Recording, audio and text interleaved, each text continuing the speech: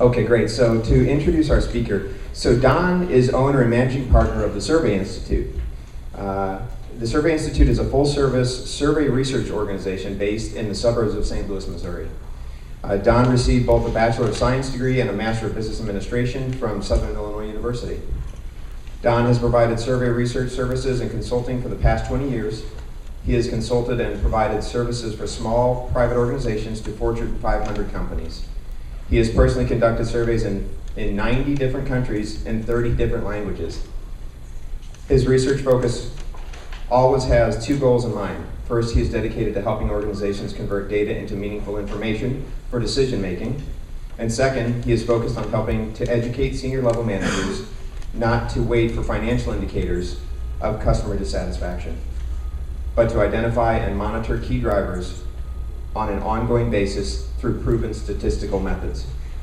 So we've got a great presentation today from Don on plant safety. And Don, if you would please.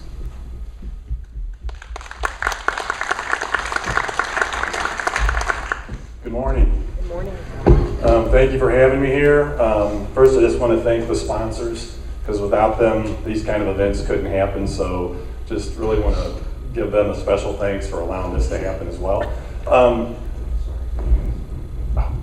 Hey, I apologize, everyone. I forgot to introduce Stan. Stan, could you come up, please? My mistake. Sorry about that.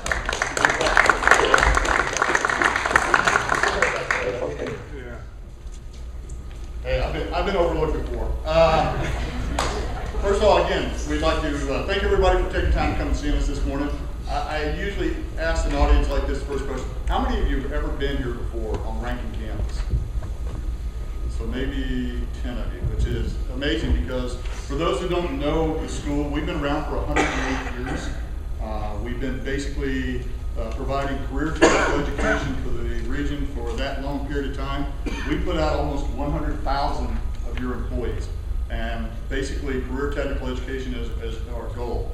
I will tell you that we are a private, not-for-profit, fully accredited 2- and 4-year college, which all make really good sense in the world of education, believe me. I can tell you that we cover 16 technical areas, and we have them split up into areas such as construction. I have a full architecture department, I have carpenters, I have electricians, I have plumbers, I have HVAC. We do automotive. I'm the trainer for Ford, GM, Toyota, Honda, and Audi. We do basically fabrication, machining, welding, that type of stuff. Electrical, which is automation, that thing, and obviously we got IT, which is the geeks who rule the world, and we know that across the board. These are all very important areas of technical expertise, and there's a huge need for them across the board. So the answer is, if I provide 2- and 4-year universities, what makes us a little bit different? And I can tell you there's a couple of things that do. One is, first of all, if you talk to you all, who are leaders in manufacturing, the number one quality that you want out of your workforce is a work ethic. But yet most schools do exactly nothing to promote that. So as you walk around, and I'm glad some of you are staying, as you walk around, the first thing you're going to notice is all my students are in uniforms. They all have haircuts. They all cannot wear jewelry. They get graded on their professionalism, their teamwork, their tardiness, and they get that grade on their transcript. And if they don't pass their work ethic grade, we're not going to graduate. We think that's a very important aspect of the things that you as an industry want across the board. The other thing that you would see as you walk around is that we believe the best way to train for work is work. And we kind of got away from this idea, we're going to simulate it, we're going to make it in labs. So as you walk around, you're going to see that I have about 14 corporations on campus. We build houses, we build cars, we build biotech equipment, we build microchip equipment, I run call centers. These are all real services and products for companies in this area, and my students are doing it, and they're getting college credit for it, but they're also getting paid a little part-time salary. But the best way for me to prepare them for you is to actually make them work. It's not to simulate it or make it up in a laboratory across the board. So why is this important to you? I can tell you one thing, guys. Every one of you would tell me your number one asset is your people. And the thing I can tell you about your people is they're getting old. The baby boomers are leaving. I don't know when. The stock market usually determines it, but I will tell you this, in the next 5 to 10 years, 40% of your workforce is going to be gone. And when that happens, there's not a whole lot of technical expertise back behind it. So it behooves you to help us grow it. So as you walk around and you see things, Don't think about the traditional, normal, ordinary school. Think about us as truly your training partner, somebody that gives you a good return on investment. You can talk to, for instance, the young man standing in the back in the red shirt. It's Vince Holtman. Vince is an engineer and he runs all my companies here. And as I can tell you, you think you're close to industry until you start producing parts for them, until you start providing services to them. Then you know how close you aren't. And that's what we have found out across the board. The last thing I will tell you is this. Even for your incumbent workers, technology is doubling every 2 to 3 years, which means it's becoming obsolete, which means retraining is going to be an absolute necessity. And we specialize in that also. So again, get to know us. We're always looking for students. We're always looking for partners. We're always looking for companies to reach out and try and assist. And if that kind of piques your interest, please speak to one of my staff and stick around for the tour, and I'm sure we'll find something that piques your interest. Again, welcome to Rankin.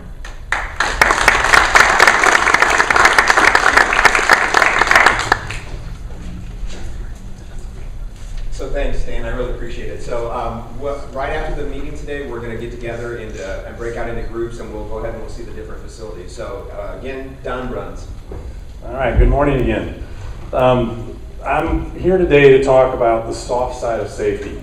And I don't want that title to throw you off. When I say the soft side of safety, it's not the easy side of safety. In fact, what we're discovering is that many times it's really the harder part of safety that's often overlooked. But before I get into that, I want to start off by telling you a little story. A friend of mine, Charlie, and his family were at the San Diego Zoo.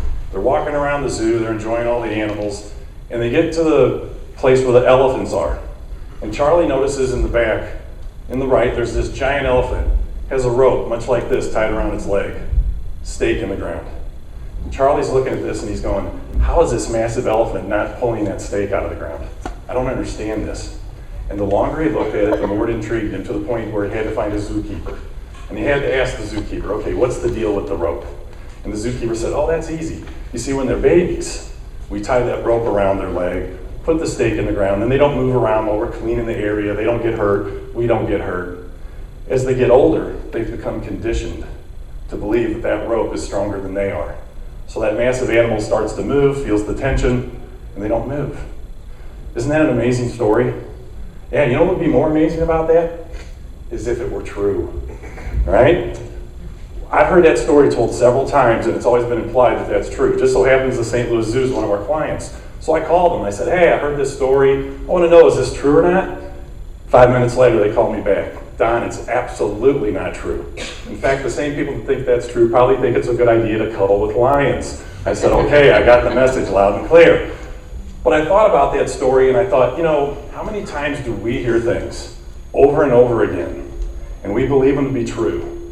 And in safety, although I've only really been in this world of safety for about 3 years now, I'm discovering that a lot of companies, manufacturers included, they hear things over and over about how to do certain things in safety that they believe are the best way, the only way, and that may not be the case. So as I talk to you today about these 3 areas that we're discovering are really key components to creating a strong safety culture, I just ask that you take any preconceived notions, kind of just leave them at the door. And just be open to some new thoughts, because my goal is for you to leave here today with really just new ideas to challenge your folks back where you work on, do we have the best possible safety program and culture for our employees? So if we can do that, we'll get right into the presentation. And just in case you didn't believe that it's not that big of a deal, here's an elephant with a chain wrapped around its right leg, and you can see they don't really like that as it's flipping over a truck. Okay? So 3 keys. A lot of times when I'm at these presentations, I'm writing notes and I'm going, what was the second key? Did I miss it? I'm going to tell you right up front so you don't miss it. There's 3 keys. I always like to do things that always start with the same letter because it's easier for me to remember. Okay? So it's how you align your message, how you do your assessments, and how you advance the organization through accountability. So I'm using all A's today, okay? So again, how you align your message, how you assess your data, and how you advance the organization's safety culture through accountability. So let's talk about those. Here's a picture of the Titanic. And as it says, your employees usually know before you do. So by a show of hands, how many people already knew that the Titanic sank? Right? Of course, we all know that, right? But how many of you already knew that when the Titanic left the port that day, it was on fire? Okay, a couple of you. See, most of us don't know that. And as it says here, the employees usually know before you do. I have a hypothesis, I'll never be able to prove it, but my hypothesis is the reason that the second mate, the first mate, and the captain never knew that the Titanic was on fire is because they had created a culture that wouldn't permit the employees to really say so. Why do I say that? Well, what do we know about the Titanic? What do we all hear about the Titanic? The unsinkable ship, right? And there's a lot of debate when that really took hold, but it was firmly in place by the time the ship was ready to set sail that day. And so the fire was in the coal bin. Wasn't uncommon for fires on ships in that time period to have coal fires, but this wasn't an ordinary fire. This was really out of control. And the employees, I think, because of that culture that was created, were afraid to say something. So the ship takes off and it sails. Well, how do you put out a coal fire? You shovel the coal quickly into the boiler to burn off that energy. What does that do? That creates a lot of energy and the ship's moving fast through the water. So by the time they see the iceberg, and again, there's a whole other debate why they waited 30 seconds to say steer clear of it, but they're moving too fast to miss it. Now that fire was burning so hot, they are now determining it actually buckled the plates in the hull. And lo and behold, where does the iceberg hit? Where the plates have been buckled. And that's why that iceberg that was beneath the surface was able to rip through the hull of the Titanic, and we know the rest of the story.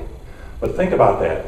The culture that was created, is my hypothesis, prevented those workers from saying, let's be safe, let's be sure. Let's tell somebody, this isn't a normal fire. We really need to get this under control before we leave. And it didn't happen. And we all know what happened from there. So, key number one is aligning your message to get employee buy-in. So one of the things we're discovering as we work with different businesses is that the way they're talking about safety really isn't hitting the mark. So what do we mean by alignment when we talk about aligning your message? Well, here's what most companies would say when you read their annual report. They say something like this: understanding of purposes and goals of the organization and consistency between every objective. And when you read that, most employees would react like this, right? This is why we don't see people in the airport waiting for their flights reading annual reports. And let's be honest, they're pretty boring. They're written for a certain audience, right? They're not something that's exciting to read. And so we talk like this, but it's not connecting to anybody. So let's look at safety alignment. This is how we traditionally talk about safety. Starts off the same way. Safety purposes and goals of the organization are to promote safe work practices, reduce incidents through training, provide cost-saving activities to the company, results in a decrease in insurance premiums, and decrease the average cost of an incident. All good things, don't get me wrong. But this is what you do. Anybody familiar with the book by Simon Sinek, Start With Why? Simon Sinek says, people don't buy what you do, they buy why you do it. Take that to safety. Employees don't buy into what you do, they buy into why you do it. And this is what. And I can tell you, employees that we interview tell us, especially on those last two, oh yeah, they're going to decrease insurance premiums and they're going to reduce costs so senior leadership can get big bonuses. That's what they think. That's how it's connecting to them. So nobody's motivated to be really an active participant in your safety program when you speak like this. So what if we started off the same way, but we said, we want to ensure that every employee knows they're valuable. I've had employees tell me, Don, if they told me I was valuable, I would fall off my chair. I'm like, don't do that, that's not safe. Okay? That's how they think. They don't think that about us. But we just heard Stan say your most important assets, your employees. Think about it. You depreciate all your assets every month except one. One appreciates, that's your employees. But we don't think that way. Okay? Because of their value, we view them like family. Still haven't talked safety, but this is the foundation for how we need to be talking about safety. And then every family deserves to have mom, dad, aunt, uncle, son, daughter, I don't care who it is, come home safe and whole every night. Now we're starting to connect. And then this one. And no family should ever have to go through any unnecessary loss, worry, come home and go, I don't know how I'm going to pay the bills, right? That emotionally connects to people. I've given this presentation several times now, and every time I read that point, I don't want to go through that. That connects to your employees. So we have to start talking about safety in a much different way, in an emotional way. And for some reason, we don't seem to do that very well in corporate America. But if you want employee buy-in, we have to start talking about it in a much different way. And if we started to talk about it in a little different way, then maybe we'd have a little different level of engagement and enthusiasm from our employees. So here's what we mean by alignment. It's not just about stating your goals. Yes, we want to reduce insurance premiums and all those things. Those are all good things. But it's the difference between what and why you do it. And if we start with why we're doing it and we connect, we're going to still have the outcomes of the what. Okay? The why still produces the what. So how we talk about safety matters. And so if we start with that clear purpose of what we want in terms of our outcomes, whether it's reduced insurance premiums or whatever it is, but we combine it with the why. This is why we're doing it for you, the employee. Ultimately, this is the real purpose. And for those of you in safety, if you think why you originally went into safety, it's because you wanted to help people, right? That's the original heart of what you had and why you went into that part of the business.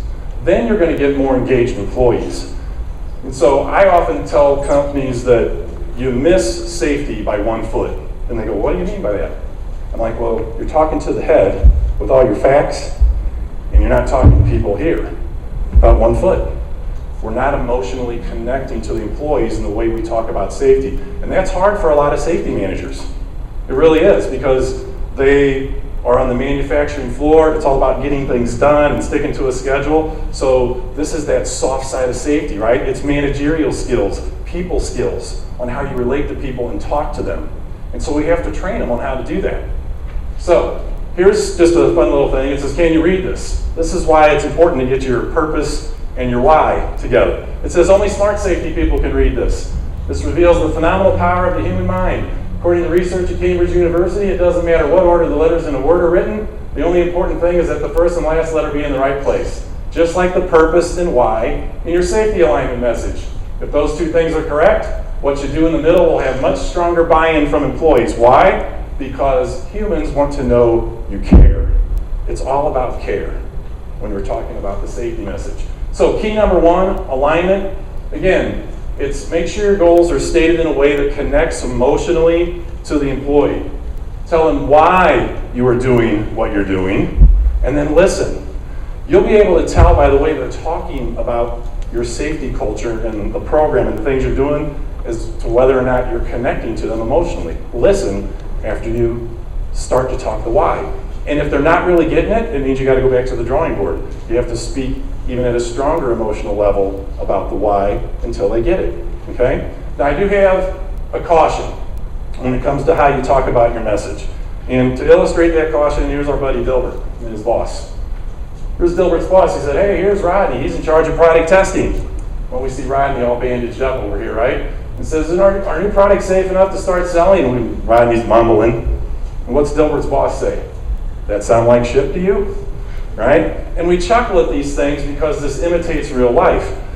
Here's a caution that I have for you. If you're going to start talking the why, and you're going to start telling people that you care, and it's 11:45 at night, and your dock manager says to the employees, yeah, just this once, we're going to do X, Y, and Z. I know it's not safe, but we're going to get this shipment out the door. You have just told the employees, we tell you that we care. That's our policy. But the philosophy we live by is that the shipment out the door is really most important. And you're destroying everything you do. You have to live this if you're going to start talking this, or you actually will damage the culture more than if you never made the attempt. We have to live by these things because the employees pick up on these things. You know, when I was in college, I worked for a venture store. Maybe this is why they're out of business now. We used to unload tractor trailers from 2 a.m. to 7 a.m. I can't tell you how many times I was on the top of a forklift with a pallet of oil teetering, and I'm sitting on one end to try and balance it so we could get it out to the floor on time. And thank God, me and none of my coworkers ever got hurt doing that. But when I think back on that, I'm like, you know, they were not living a philosophy of caring about the employees at all. It was about get the stuff on the floor in time. So again, if you're going to talk this, we have to absolutely live by it. When you do that, then the employees are empowered to make good safety decisions. And that's what we all want, right? That's what we want from our employees. And then it provides the all-important employee buy-in to the safety program. So key number one, think about how you're talking about safety within your organization. Key number two, assessment, measuring what matters. So another thing that we're discovering is companies are either assessing things in a completely traditional way, remember the rope? Okay, it's the way they've always been taught to do it, or they're not really even assessing their culture at all, so it's a new thought to even think about assessing the safety culture. But we're going to talk about that. So again, what do we mean by assessment? Well, here's how assessment would sound for most. Okay, the act of making a judgment about something in our safety program, the act of measuring ideas or opinions about safety. And most employees, again, would react like this. I love the guy on the right. I mean, that's like contempt on his face. He's totally not buying into this, right? But this is how we talk about it. Instead, remember what we learned from key one. What if it sounded like this? Because you, our employees, are so valuable to us, we want to understand what concerns you have regarding safety in the work environment. Pretty straightforward, right? We don't want anyone coming to work feeling anxious or nervous because they have concerns about their emotional or physical well-being. Okay, now I can buy into that a lot more, why I'm taking this assessment. And therefore, the following questions are intended to uncover what's really at the heart of creating a safe work environment here where you work. Again, it's just a different way of saying the same thing, but it's a much more human way of stating this message. Now, here's where we have a very different idea on what we're finding. What we're finding in most organizations is that if they do a safety assessment, they're lumping the managers and the employees together by location A, B, and C. The problem with that is most managers are going to tell you everything's great, and the employees are going to go, maybe not so much, but we're mixing the data and so things are skewed and we don't really know. And part of the reason that these things are being done this way is what we're finding out is that oftentimes the safety managers can't get HR to give them all the work group breakouts, like on a regular employee survey, right? Where the manager, he or she, would not rate their work group, but who they report to as an employee. So we don't necessarily get that luxury all the time in safety. So first and foremost, I would say, try and do it the way that a regular employee survey is done. But if you can't do that, then this is what we would recommend. Survey the managers and employees as two different surveys. Identify the drivers for managers, identify the drivers for employees, and then let's look where the real disconnects lie. And we'll see in a minute, these are very different. Now, we've established a purpose, we've tweaked our message to reinforce the why, we've got two different surveys. Now what? Well, traditional reporting, and this is what we're discovering most people are doing, and this is how we accidentally stumbled into safety. We had one of our clients that we were doing an engagement survey for on the employee side said, hey, can you look at our safety data? And we found out this is what typically is happening. They're looking at things in a very traditional way, the rope, right? They're just looking at mean scores and percentages. And there's some problems with that. So here's what a traditional report would look like. We've all seen these 3-part bars in the mean score. And I have done what the typical company is going to do. They're going to sort it from high to low. So here we have question number 5 has the lowest mean score. And then question number 22, 28, and 31. So there's our 4 lowest mean scores. And they start to have these debates about which one we should be fixing, right? So there's some inherent problems with traditional reporting. So here's an example. Here's a color chart. We asked the ladies, please name the colors. Look at the names that the ladies came up with for these colors, right? Plum, eggplant, lavender, bubblegum, spindrift, seafoam. I mean, these are very descriptive names. And then we said to the guys, hey guys, look at this color palette. What's the colors? Look at the guys. Red, purple, blue, right? They just lump them together. There's no difference. But this points to a problem that we have with traditional reporting. We can be looking at the same thing and come up with very different ideas. Why? Because there's no definitive statistical model to give us the real answer. And that's the problem. Here's another problem. I call that the problem of perspective. Okay? Here's another problem. Look at this and tell me how many squares do you see? I'll give you 15, 20 seconds to kind of count them up. If you've already seen this done before, don't give the answer away to the person sitting next to you.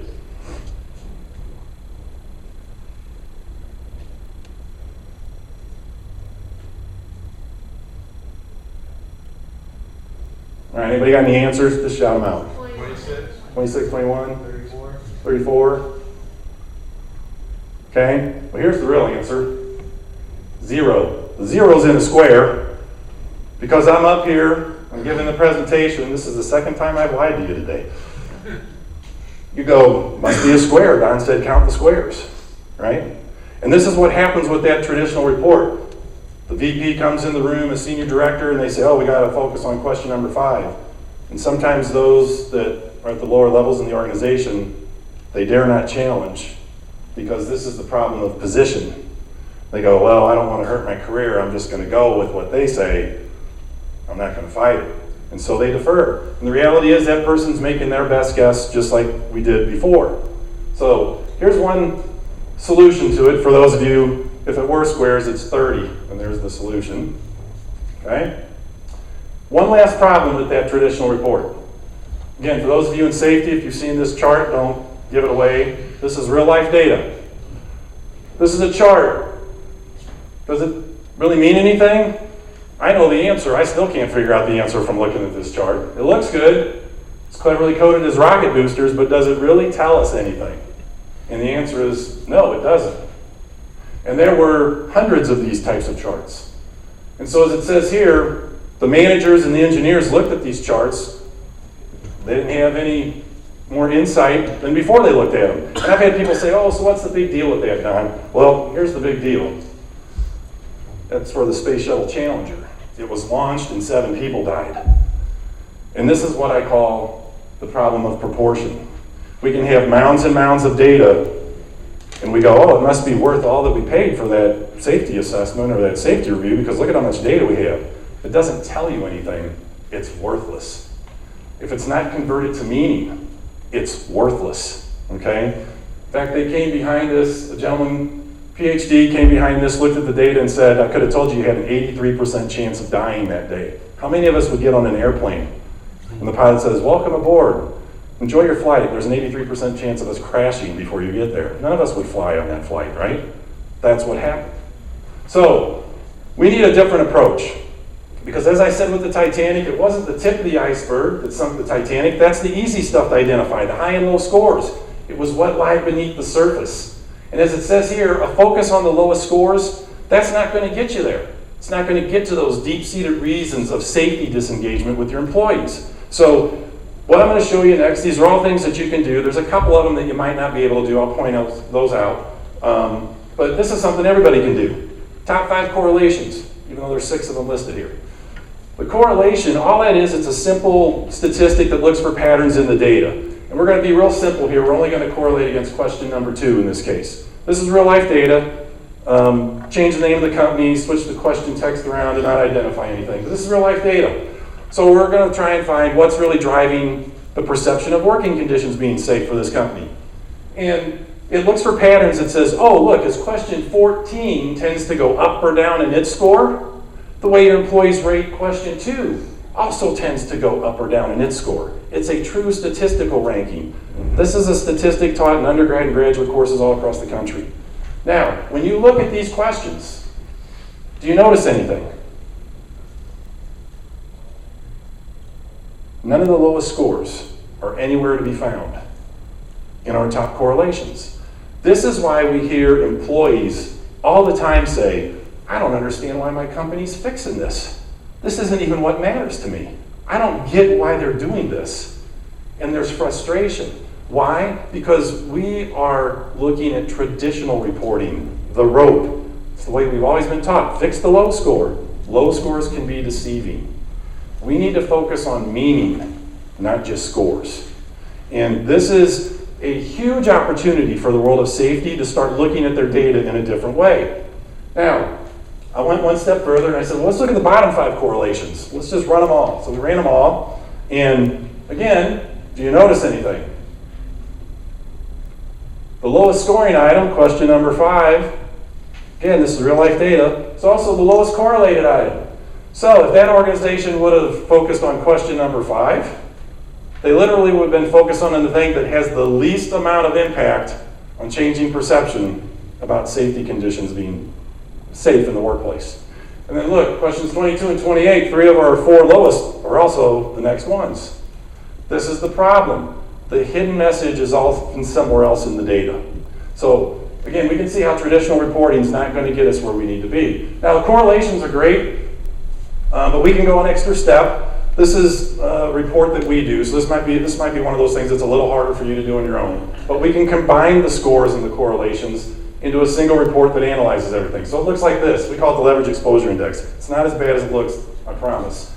Where it says question score, goes from 1 to 5. The 1s are the strongly disagrees, the 5s are the strongly agrees. All the employees fill out the survey. We plot the mean scores. So we see question number 5, it's the lowest dot. Okay? And then we draw a blue line right through the middle of the data. Anything above the blue line, above average perceptions based on your audience. Anything below the blue line, below average perceptions based on your audience. So it's unique to your situation. We do the same thing then with the correlations. Correlations go from 0 to 1. Closer we get out to the 1, the stronger a driver it is, the stronger influence it has. Okay? We plot question number 5 also based on its correlation. We see it's the furthest to the left. Remember, it was the least correlated. And then we look for the middle point of all the correlations and we draw the red line. Anything on the left side of that red line now, doesn't matter if you scored high or low, it's just not a strong driver of safety perception. Back burner issues. But what we're finding is that most companies are spending a lot of time, money, and effort in this lower left quadrant, and they're not getting the impact that they had hoped for. So all the action is on the right side. The green dots, strong drivers with above average perception. The red dots, strong drivers with below average perception. And at the end of the day, that's where you want to focus. We put it in an easier to read format, and they're listed in their order of statistical importance. At the end of the day, it comes down to this simple message: do more, do better. Now, remember I talked about our perspective assessment where we're looking at managers and employees? So once we do this, we get the red zone for each of those. And we look at them, and lo and behold, guess what? Most of the time, they don't equal. In fact, most of the time, what we're finding is there's many items in the green zone for the managers where they're going, yeah, we're awesome doing this for safety. And those items are in the red zone for the employees where they're going, yeah, not so much. And so we identify where these big disconnects are in the safety culture.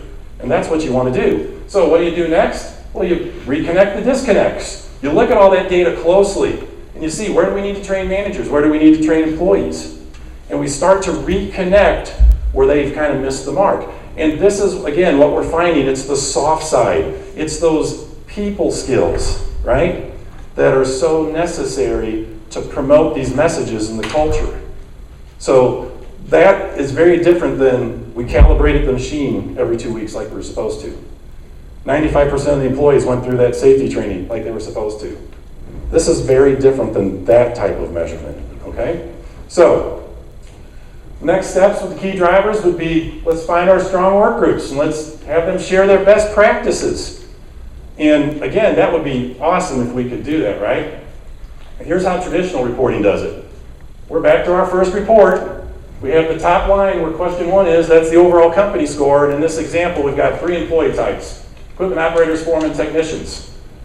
We have the same dilemma as we had before. Now we're back to guessing, well, is one group really better than the overall company score? Are they not? So it's all the same problems. So here's what we suggest. And again, this might be a little bit harder for you to do on your own, but it can be done. So we run a 95% confidence interval around this. So you have your overall question at the top. It had a 4.01 mean score. And we run a 95% confidence interval, which simply means if I could survey your employees 100 times, 95 out of 100 times, the true mean score would lie between 3.93 and 4.09. We paint that gray band down through all the subgroups. We do the same thing based on each of these employee types, just their data. And what the statistic says is if those bands overlap, there's really no difference. So we see the equipment operators don't overlap, and it's to the left. They have a statistically more negative view. We know that for sure now. And the staff is a band that's to the right. They're statistically different in a positive way. We know that for sure now. You might say, well, that's obvious when I look at those scores, Don. I'd say, okay, I'll give you that. But here's what most companies would do with the middle folks. For the foremen and the technicians at 3.7 and 3.94, those people would be punished. Why aren't you as good as the overall company score? And for those who are in logistics, they would be praised. Good job.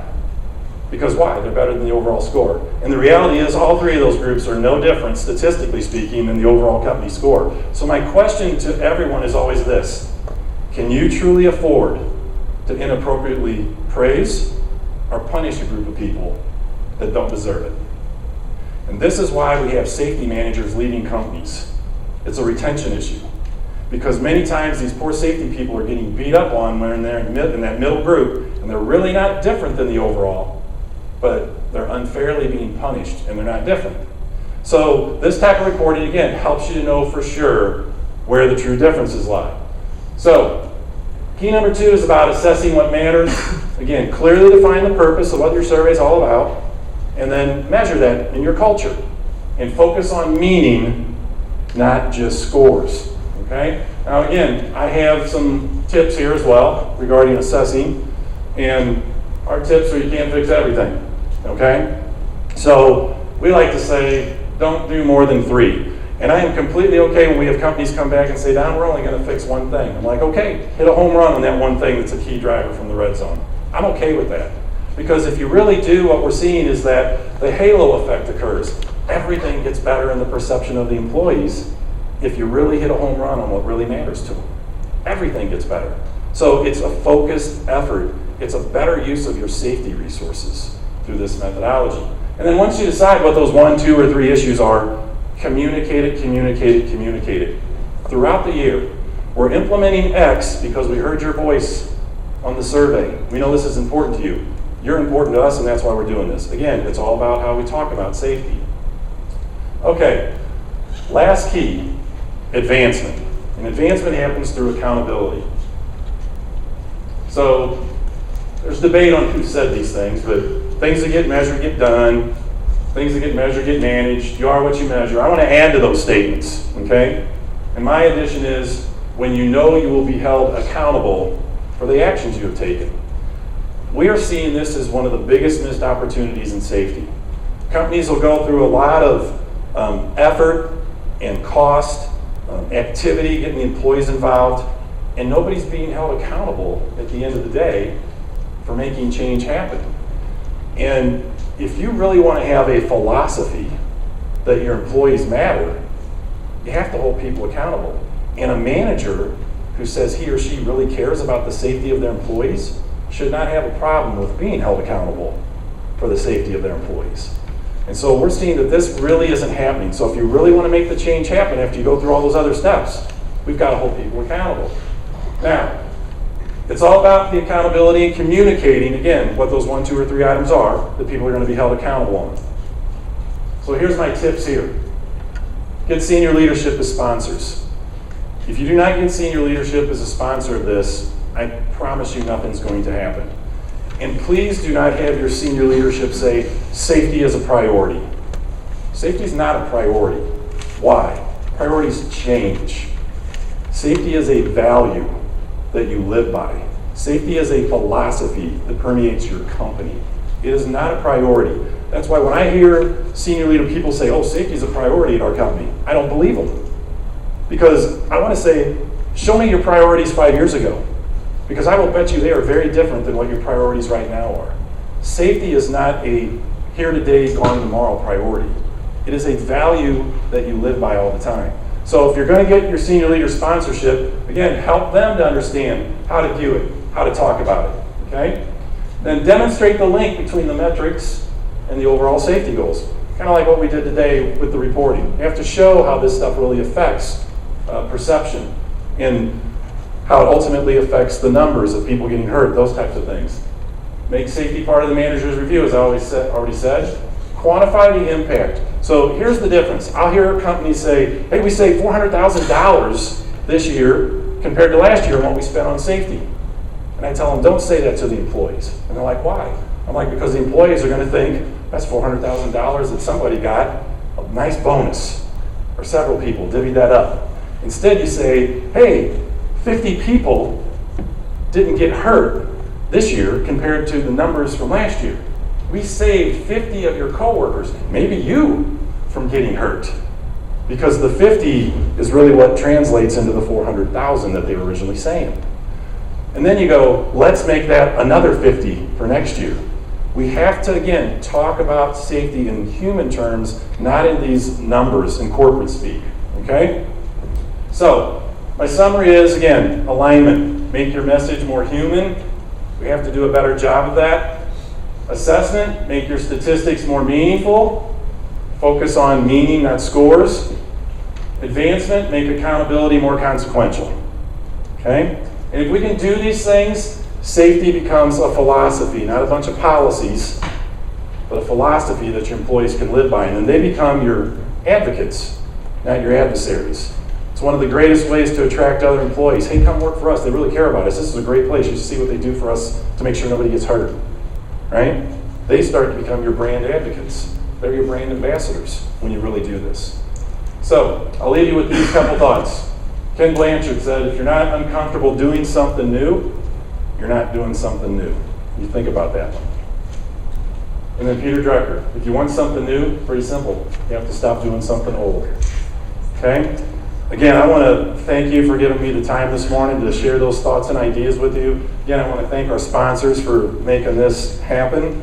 And I hope I challenged you, even just in a little way, to look at your safety culture, your programs, your philosophies, and to go back and go, hey, maybe we need to get rid of some of our rope thinking and look at things a little bit differently. Thank you. Thank you, Don.